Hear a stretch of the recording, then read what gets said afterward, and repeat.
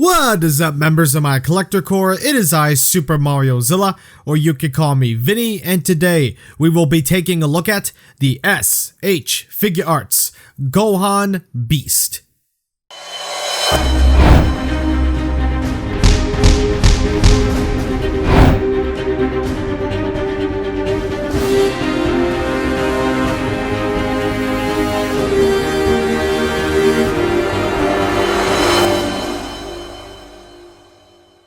This figure was revealed at the Tamashii Nation event in 2022.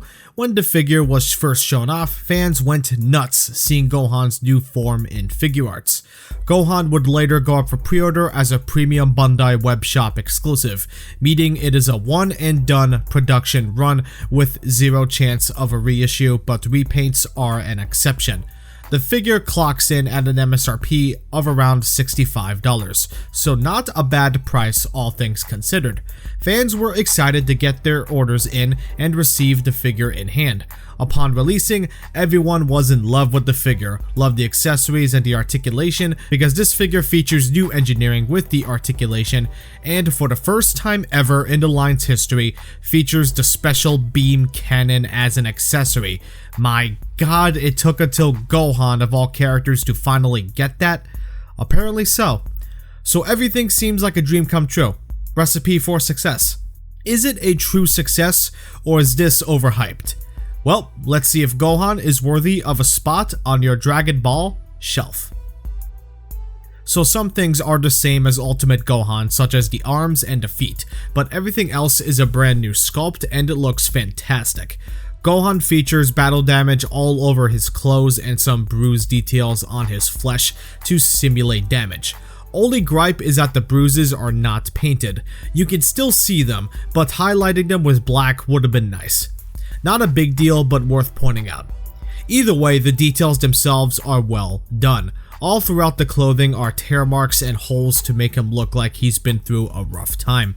The hair is my favorite part of the figure. The sculpt is wicked. I love it so much, and the shading where the hair meets the skin is brilliant. Excellent look. I love it. And the face was captured beautifully. Looks like he smashed his way out of the TV. He looks pissed off too. Makes sense since he wasn't exactly neutral when he transformed. He was angry. The shirt and the shoulder sleeves are made out of some kind of soft plastic and or silicone-ish material. It's not rubber. Definitely not rubber. I would have had PTSD if it was made out of rubber. But I am a little nervous messing with the articulation out of fear of damaging the new material since they didn't want to sacrifice the look for the articulation. Did it work? You'll see in the articulation section of the video. Aesthetically, it looks excellent. I can't complain about that. Practicality just leaves me concerned for the future. It seems durable enough, so hopefully I'm wrong to be worried. I'm also a sucker for the tearing sculpt marks throughout the clothes, which is most noticeable on the shirt. It looks really nice. Subtle, but effective. Where the skin is painted in the holes of the damage does match the skin tone on the upper body, thank God for that. The purple is the same vibrant purple we've seen on Ultimate Gohan previously. It was great then and still is great now. Muscle definition from previously has been retained here as well. Only issue is the lack of paintwork on the bruises. That alone would have made the figure look so much better in my opinion, and really make him look like he popped out of the screen. So overall, as it stands, Gohan looks great. Definitely one of the better looking figures in the line. Painting the bruises could have made the figure look that much better. That's my only issue with this, however minor it may be. When you own the figures like the recent event exclusives, it's hard to ignore. You end up spoiled. I don't mean to beat a dead horse with that, I'm just pointing out how it can be improved. It doesn't make the figure look bad, but I'll say it again, could have made him look a lot better.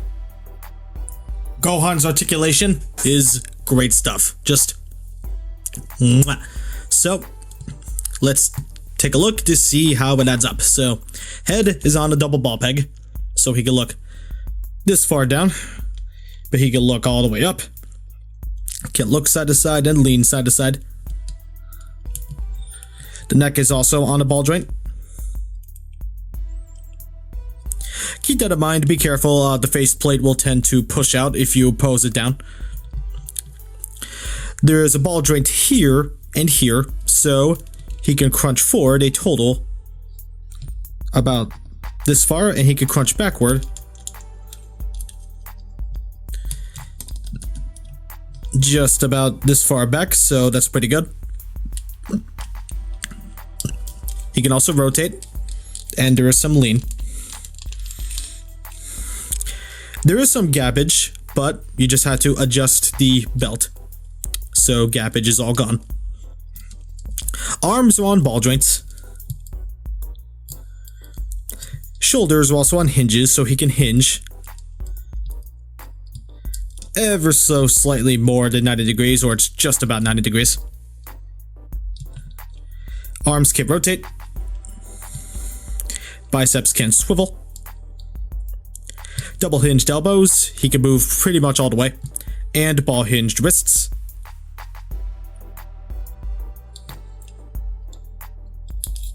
Legs can kick this far forward. Can not kick so far back. Can pretty much do the splits. Thighs can swivel. Knees are on a double hinge. They can move just about all the way. There is a swivel here in the ankles. But there is a ball hinge in the ankles, so he can kick his ankles back just about this far. Kick them forward just about this far, and ankle rocker is top notch.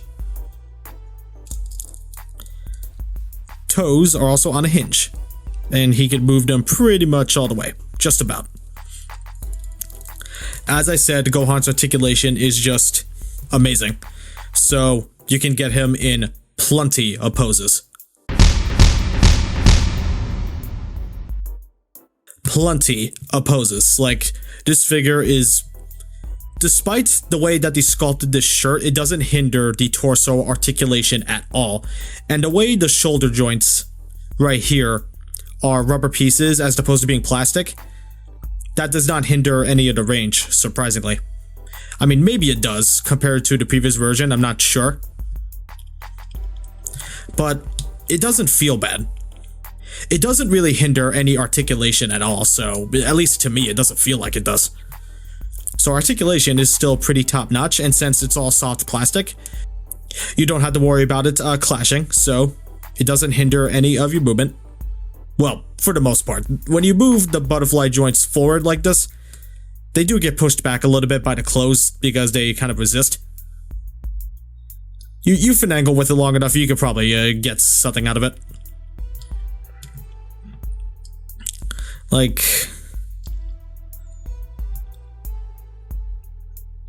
that helps a little bit if you tuck the clothes under the bicep. So yeah, there's a technique for you, just in case nobody knew.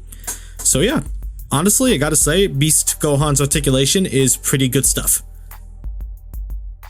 Quick update to the articulation, I apologize. There is actually a dedicated butterfly joint here in the shoulders. So what I said about the range being potentially limited from the rubber shoulders or silicone shoulders, whatever they are, is incorrect. They still have the range from previously. They're just there's just a dedicated system to help them get the range that they had. So my mistake. So yeah, there's that slight update for you. Gohan comes with a good amount of accessories, more than his previous Ultimate version. He has everything he would need to replicate that final scene in the movie, and can also be used in a regular display unrelated to the film. Enough rambling, let's see what he's got. First, he has crossed arms. Yeah, it's not every day Gohan comes with these. Makes him look pretty cool though. But again, as always, it's nerve-wracking using the crossed arms, simply because you don't want to break anything by accident. You have to switch out both arms from the biceps, and then put the crossed arms on the shoulders. That alone is hard because the pegs don't like it to snap in securely, and God forbid you want to take them off, which is more of a pain in the neck. If you're interchanging these, make sure to use a hairdryer. It'll make the process so much easier. For the faces, Gohan Beast has 4 faces. He has a neutral stern face, a smirking face, an angry teeth-gritted face, and a screaming face where he's looking a bit to his right. Gohan has 4 sets of hands and an additional right hand. He has 2 fist hands, 2 splayed out open hands, 2 Kamehameha hands, 2 martial arts fighting stance hands, and a special beam cannon right hand to make it look like he's either charging it up on his forehead or shooting it out. But here's the main attraction: Gohan's special beam cannon. This looks amazing. I adore the transparent crystal aqua blue color. It looks really nice, and depending on the lighting, it can really pop. It is well done. The sculpt of it is a very nice sculpt as well. It's not all smooth. It looks like actual energy waves on the swirly part of the beam. Great stuff. To use it, it involves this double ball peg rod. One end of the stick goes into the base to hold up the beam, and the other end goes into the beam itself. The special beam cannon is pre-attached to a hand, so it has a socket for Gohan's wrist peg. Just pop it in and be doubly careful not to snap anything since it's hard plastic. When it's put together, it comes out wonderful. Have to say, this is my favorite beam effect accessory so far. It's a shame we can't use it for anyone else, but it's a miracle to finally get this at long last, even if it's not for Piccolo.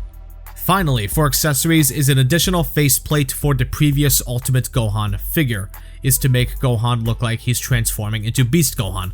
The red eyes actually kind of make Gohan look intimidating. I'm serious, he looks really mad here. Switching out the faceplates should be no trouble. I love the accessories for Gohan. Sure, the hands are the same as before, but the faces and the special beam cannon are the real winners here. Gives you plenty of options to get an Ultimate Gohan display. Pun not intended, I promise. Does it warrant the price tag? I don't know, since it's hard to compare with the previous Gohan, since that was $40 and this one is $65. So it's hard to say if that high price tag with these accessories is 100% worth the money, so I apologize if I did not give you a clear answer. Point is, the accessories including the beam add a lot of fun factor to the figure, and the additional faceplate for the previous figure is a nice bonus. Overall, for accessories, Gohan gets a pass. Here's a size comparison with other figures you may or may not own. Gohan is the same size as his previous figure. The hair makes him look taller, but he's actually not.